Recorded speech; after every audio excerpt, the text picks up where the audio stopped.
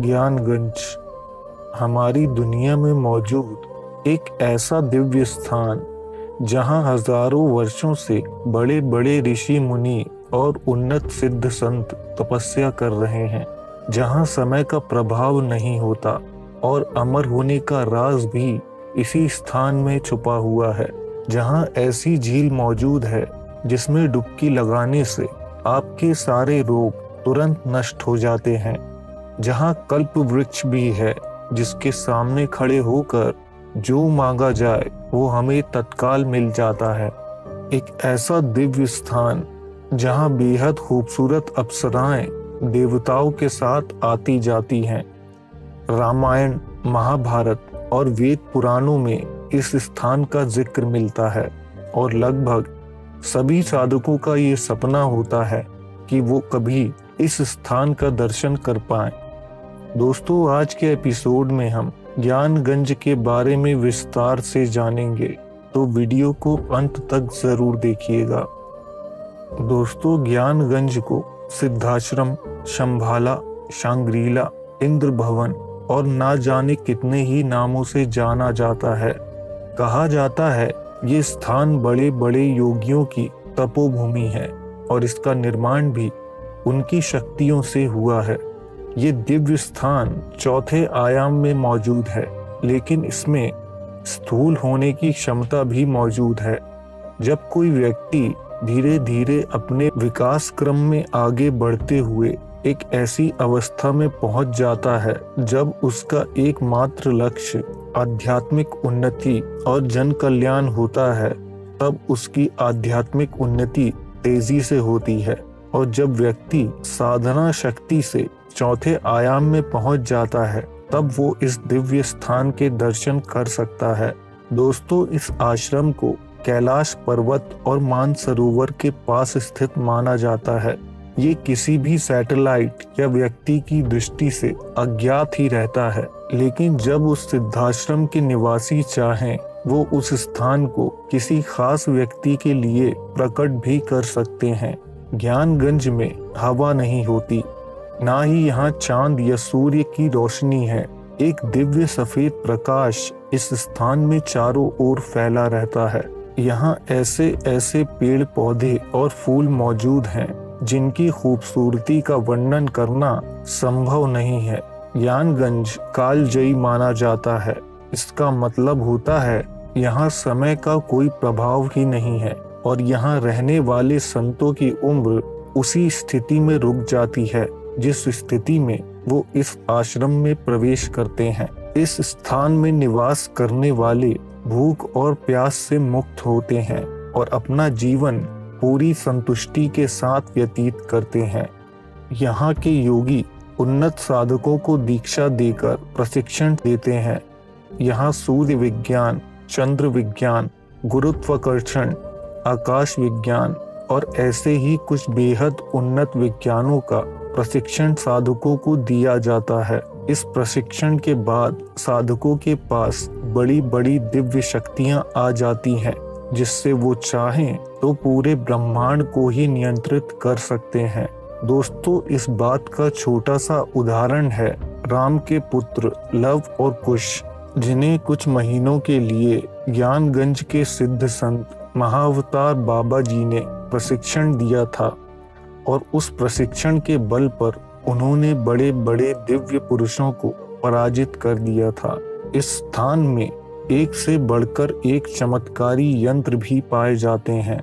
कहा जाता है वहाँ एक ऐसा यंत्र भी मौजूद है जो अगर किसी के घर में स्थापित कर दिया जाए तो उसके घर में किसी की मृत्यु नहीं होगी। यहाँ ऐसे ऐसे सिद्ध वैद्य भी मौजूद हैं जो अपनी जड़ी बूटियों के चमत्कारी ज्ञान से किसी भी बीमारी को जड़ से खत्म करके व्यक्ति के शरीर का कायाकल्प कर सकते हैं। दोस्तों, इस दिव्य आश्रम में प्रवेश मिलना लाखों योगियों में से किसी एक की किस्मत में होता है।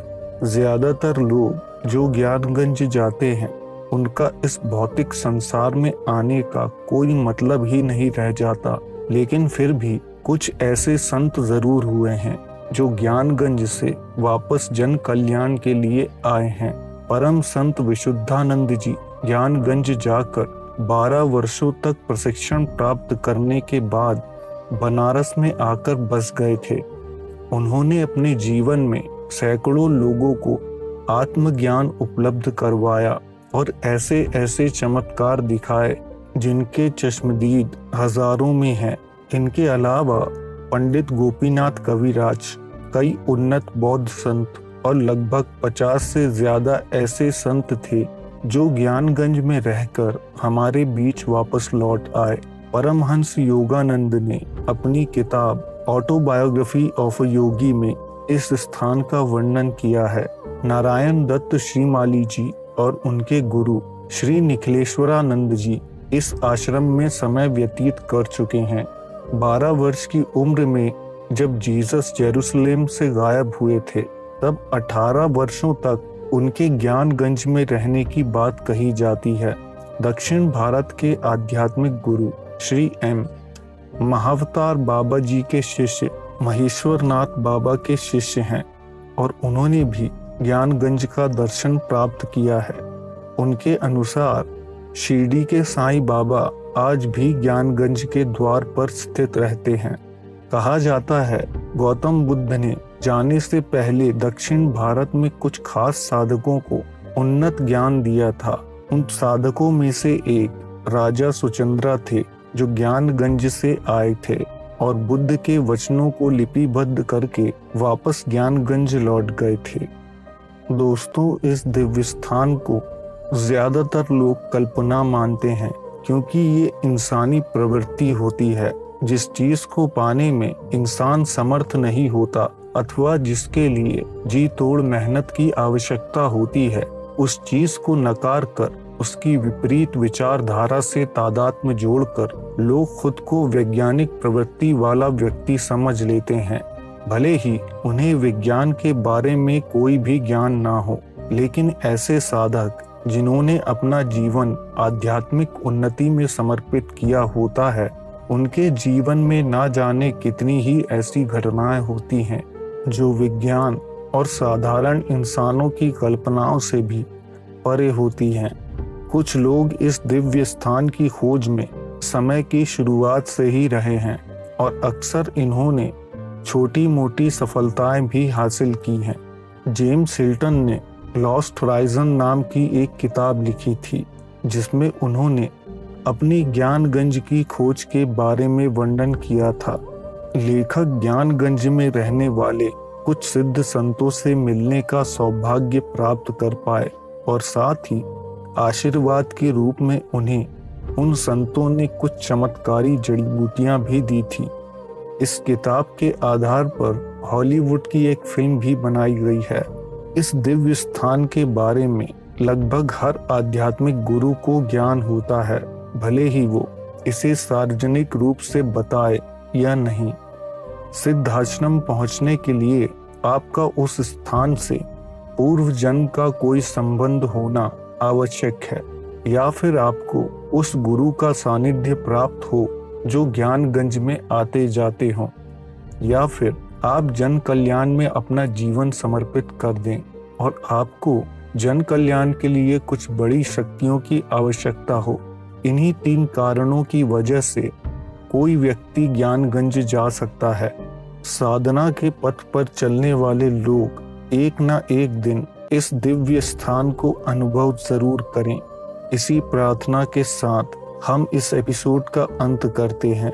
आपको ये एपिसोड कैसा लगा कमेंट में ज़रूर बताएं। आप चाहें तो हमारे चैनल को सब्सक्राइब कर सकते हैं और ज़्यादा से ज़्यादा लाइक करके हमें सपोर्ट करें। हम जल्द आपसे एक नए एपिसोड के साथ मिलेंगे। धन्यवाद।